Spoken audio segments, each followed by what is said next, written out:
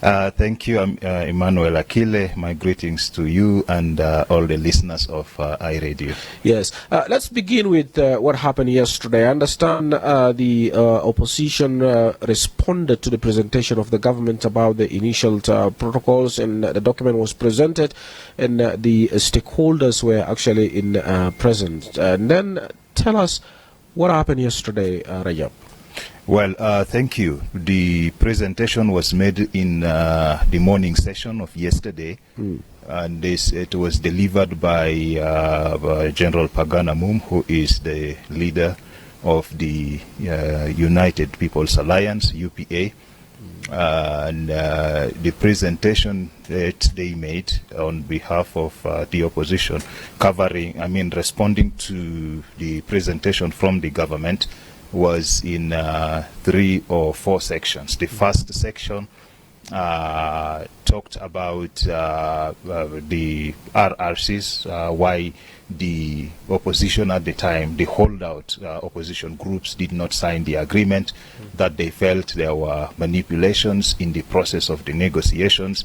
And then the second part raised a lot of questions to the government on the RRCs and why it has not been fully implemented. And there was a section that talked about why the opposition believes or gave the reasons that the opposition believes were responsible for the failure to fully implement the RRCs. And they concluded by saying they stand with the protocols and suggested that the protocols should that have been negotiated and agreed upon and others initialed should be the basis for these negotiations, and that the negotiations moving forward should focus on the remaining items, including the issue of responsibility sharing,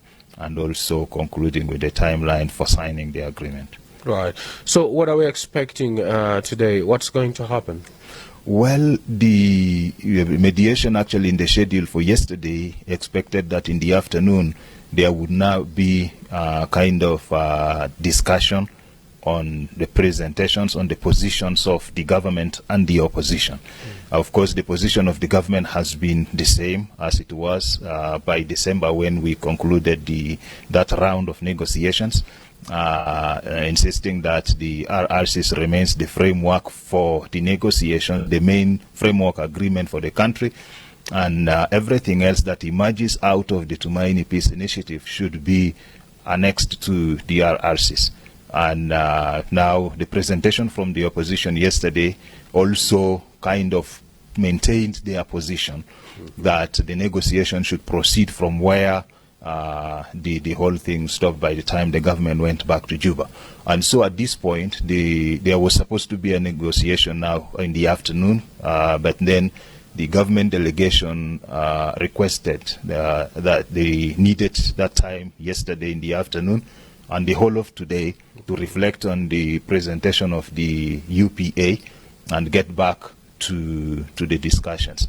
So we expect to be waiting until tomorrow when the government delegation will get back with their feedback on the presentation made by the opposition. And this also gives us time as the stakeholders to then do our analysis on both positions presented by the government and the opposition, and then put forward our own observations and perhaps recommendations on what we think should be appropriate at this point. Right. And Mr. Rajab, during the presentation of the opposition and in the document, what are the key main issues raised or concerns that emerge in the presentation of the UPA yesterday? Well, the first was historical background to the RRCs. And I guess they made an attempt to try to justify why why the RRCs the difficulties with the implementation of the RRCs emanated right from the time it was negotiated in Khartoum. That the initial intention of the government of Sudan at the time in taking up the responsibility to mediate this process from Addis and IGAD to lead the mediation was partly to fulfill their interests in South Sudan, their national interests in South Sudan, relating to aspects of their interest in oil and resources in South Sudan to feed into their economy. And that, in their view, was how the whole negotiation was shaped, including deployment of individuals who were closer to the Khartoum government to take lead in the government in South Sudan. So that the background was one thing that they took long to try to justify, and they believed that the failure of implementation of the agreement was partly from those negotiations. They also went on to raise a lot of questions, and their questions were kind of responding to the presentation of the government. And in the questions they were raising, they were asking if the agreement, for example, has resolved the conflicts in the country as presented in the position of the government, why would the president initiate negotiations as a way to try to resolve conflicts? That means the conflicts are still prevailing. And they went on to mention where there are gaps and challenges with the implementation of the agreement broadly. Those are things that are of common knowledge, that we know the difficulties with implementing, for example, the transitional security arrangements, restrictions of political and civic spaces for political actors who are members of the RTGON or the RRCs currently, the parties in the RRCs. So that was one thing they focused on. And of course, as I mentioned, they presented a clear position that the negotiation should focus on the protocols that were negotiated, agreed upon, and those that were signed.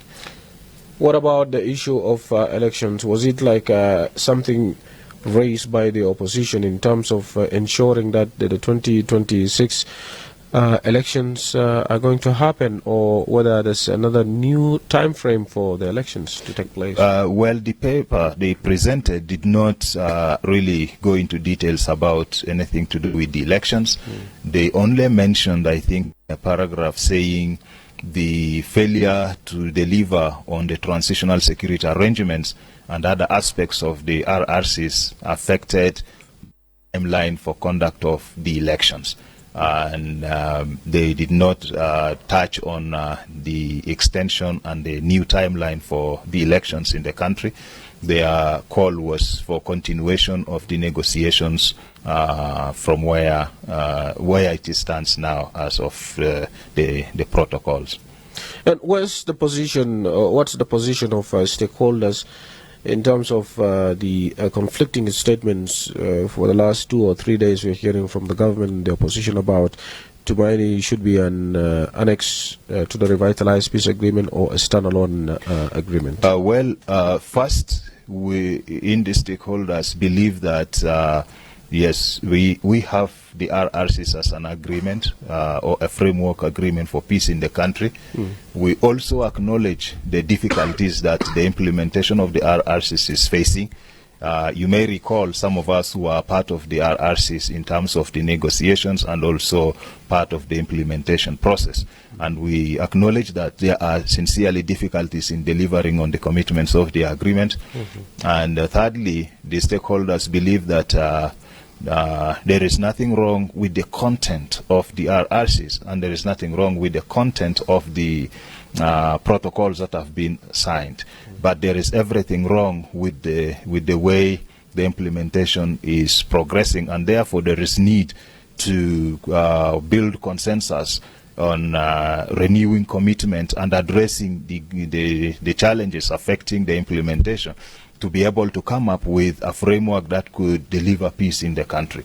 And we think that moving the way things are moving, the state of affairs are largely not progressive in the country, and that needs to be addressed. So we think that there is need And we also think that the parties should be able to see the sense in the content of both frameworks that each party is holding, and that it is possible to simply merge all of this and have a framework that would take the country forward. Right. And looking at the whole process, where we have been engaging with the people of South Sudan back home there on daily basis in regard to agreements being discussed, being negotiated, agreements after agreements, it's almost like most of them have actually lost hope in signing of agreements. And yesterday our guest here was Battery Godi, youth representative, and he echoed the same thing. So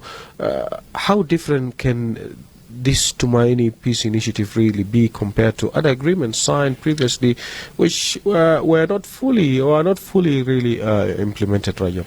Well, we are a revolutionary country that emerged out of a long period of liberation struggles. And the nearly half a century of the liberation struggle was marked by clear definitions of the narrative of the struggle, the purpose, and what we wanted as an ideal state for ourselves as people. And so I personally believe that the peace is not in the agreements that are being signed. The peace is in the hearts and minds of the people of South Sudan. And so if the political leaders really want to deliver peace in the country, they can do that even without looking at the content of the agreements. They can simply wake up in the morning and do the things that we have always talked about as people and as a country in the long journey of our struggle to independence, and we will have a peaceful and prosperous South Sudan.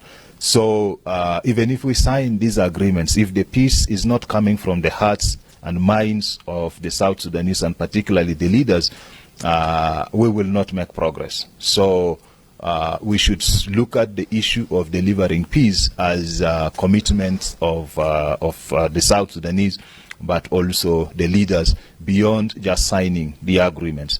And so we think that this should be the guiding principle in even the negotiations. The premise of the negotiation should be more than just trying to get political parties into the RRCs and then moving on. But it should be a real commitment that is meant to deliver peace. That should happen even if we do not have an agreement. And so the agreement would help in terms of providing clear roadmap on how we proceed to deliver peace for ourselves. And Rajab, on our social media or whenever we post something about Tumaini Peace Initiative, people talked about waste of resources. People talk about who are the donors or the funders of this process, and they are actually linking this process back home to the lack of service delivery, civil servants going for months, like more than a year, without receiving salary. So as an activist, what would you say in that regard? Well, first of all, we should be positive about negotiations or peace negotiations, because you see, if you lose something and you don't look for it, you have less chance of getting it than when you go to look for it and struggle to find it. And so we have challenges in the country, and sitting without doing anything is not a better option. So there is need for South Sudanese to reason together, to engage in constructive dialogues and negotiations such as this, to be able to find solutions. So that is important, and therefore we should not look at the negotiation as being a waste of time and resources. With regard to who is funding this or putting in resources, we have seen some partners that we know, and we were told by the mediation that they were putting in resources. Some international partners, and I would leave that to the mediation to clarify. And but now, with regard to this process taking away resources from South Sudan, it may not be entirely the case, because first, when we became independent, we expected to have a lot of things, services, strong, roads, education, good education, and health services, and all of that. But all along, we haven't delivered on those things. So these negotiations do not come as the reason to justify why we do not have all of those things. However, this negotiation should be seen as a way to address these challenges that we have in terms of limitations of resources to fund activities, including payment of salaries of civil servants. These are issues that have been there with us even before these negotiations. And if this process leads to, an agreement that would deliver peace in the country, those issues could possibly be solved in that regard. And also, other question which is emerging every now and then from the people of South Sudan there is, what's the difference now between Tumaini Peace Initiative and the Revitalized Peace Agreement? Why should they now trust that Tumaini will be a success? And since the Revitalized Peace Agreement, 6 years down the line, not being fully implemented, situation continue to remain the same. And also, Rajab, what about the inclusion of others who are not actually part of the Tumaini initiative, likes of General Thomas Cirillo and Simon Gadwich and Emmanuel Jawin, among many others? Yes. Well, first, in regard to what is different between the Tumaini Peace Initiative and the RRCs, we should learn from our experiences. We came to the RRCs from the RCs. When the RCs was signed in 2015, it faced difficulties in 2016, less than a year into its implementation. There was a crisis in Juba, and eventually the implementation of the agreement stalled. And it was on that basis that IGAD said we could not continue like that, so there was need to do revitalization. And in the revitalization, you may recall that there were only 2 parties that signed the RCs in 2015. So the revitalization opened up the process to get more parties into the RRCs. In other words, to made an attempt to get the parties who are still engaging in the conflict violently to come and be part of a peaceful political process to find solutions.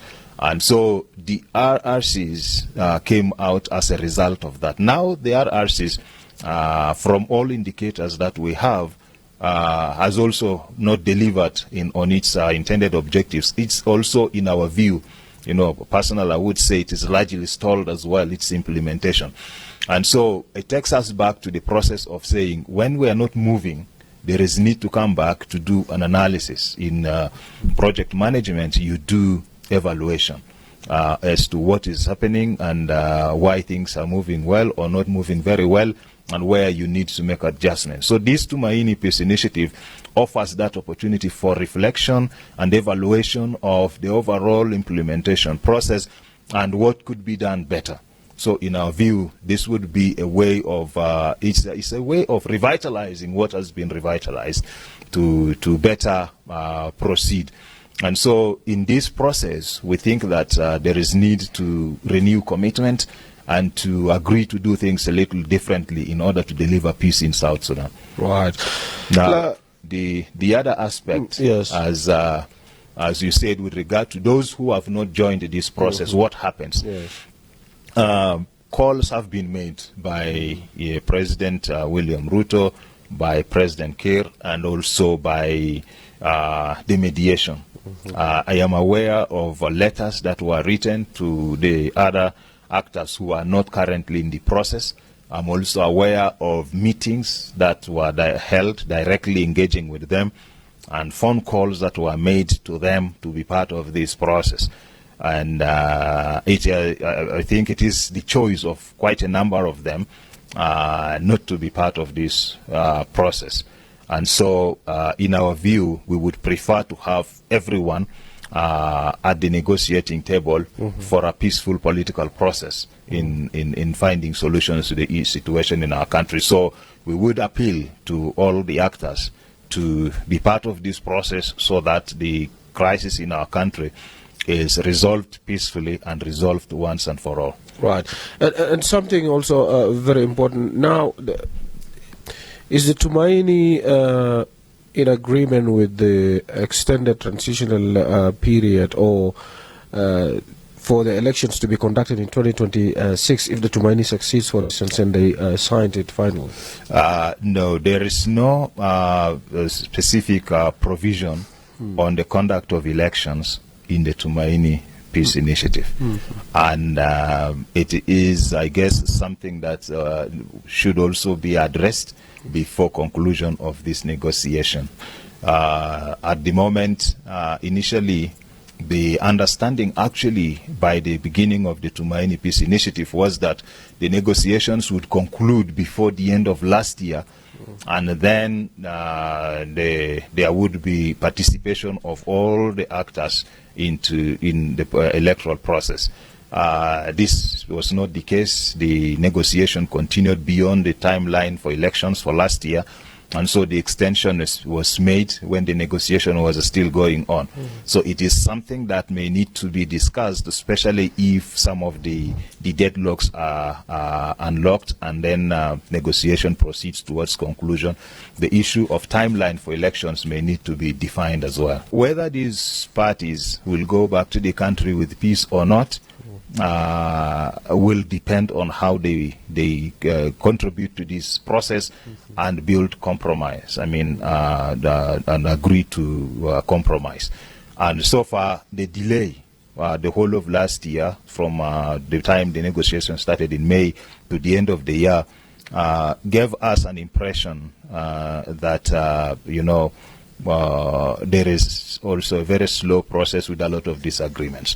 If the process went the way it went from the beginning to July last year, there's a hope that there will be an agreement, because the process went with a lot of speed and a lot of things were done, including all the protocols. So we think that the negotiations should focus on these key aspects and make progress. And those who are not in the process right now, as I mentioned earlier, were informed and invited. It was their choice just not to come. But it is also because they don't perhaps see the seriousness expressed in these processes. And so the success of this process would be a convincing factor for them to be part of the peace process.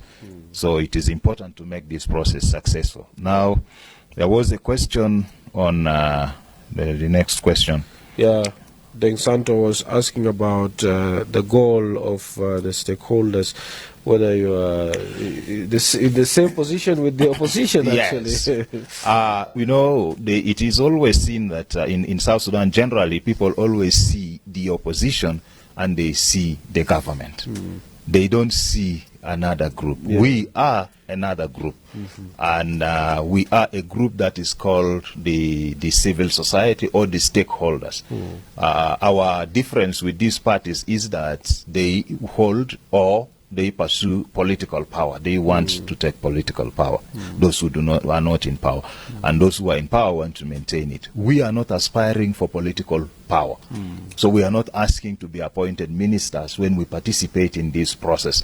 Our role is to ensure that the outcome of such processes actually deliver for the good of all citizens. That's what we aspire to pursue in these processes. So we do not share goals with the opposition, and we do not share goals with the government in terms of what they want to achieve, but we share a common goal for peace. If everyone wants peace, that is where we would be. Now, the question on Tumaini initiative to be a standalone agreement or an annex to the RRCs. That's James Dore. Yeah. Yes, from James Dore. What do we think about that? We think that there is so much now on what we call the politics of the documents. One party says the agreement should be the RRCs, the other one says the agreement should be the protocols. And we think that all of these are okay, especially if we are able to merge them and have a way forward. So that would be our position. Yeah, that would be our position. Now, Right. the last question. Yeah. Last question was from Ustaz Majok. He is talking about the position, or most of the provisions in the Tumaini peace initiative or the protocols are already enshrined in the revitalized peace agreement. So what's new, and how can it really be best implemented since the revitalized peace agreement is not fully being implemented? Yes. First of all, there is no harm in having these provisions in the agreement or in the Tumaini peace initiative. You know, the RRCs emerged from the RCs, and it has most of the provisions of the RCs. And we think that there are things that have been discussed, especially in the Tumaini initiative, that could help in supporting or facilitating implementation. One of them is the issue of management of resources that the Tumaini Peace Initiative attempted to address. The second is the aspect of support of the region and the international community. You may be aware that when the RRC was signed, there were a number of the international partners who were supporting the implementation mechanisms to some extent, and quite a number of them walked out of these processes, partly because they were kind of frustrated by the way we were not fast enough in implementing those processes. And so the Tumaini Peace Initiative also made an attempt to bring back those partners and the support they could accord to us, maybe technical and perhaps political and financial support that they would provide to South Sudan to help in pushing with the implementation. So there are some of these aspects, and also the aspects of the implementation mechanisms that the Tumaini Peace Initiatives tried to strengthen to help in the implementation process. So those were things that were discussed and agreed upon to be able to push the process. Right. Any last remarks or message before we can wind up? Yes, thank you very much. Well, we think that it is important for the parties to use this process as an opportunity to address the crisis and failure of implementation of the peace agreement in the country, to allow us to resolve our internal challenges, revamp the economy, address the issue of the security sector, and address the mounting humanitarian situation, the crisis that keeps so many of our citizens unable to feed themselves, and also in refuge and displacement camps, so that we become strong as a country to face other threats that we have. Currently, we are aware of the challenges our citizens are facing in other countries, and if we were organized enough and strong, we would have been in a better position to help our citizens in the situation they are facing. So we need to consolidate peace in our country to be strong enough to resolve and address crisis within our borders and also outside.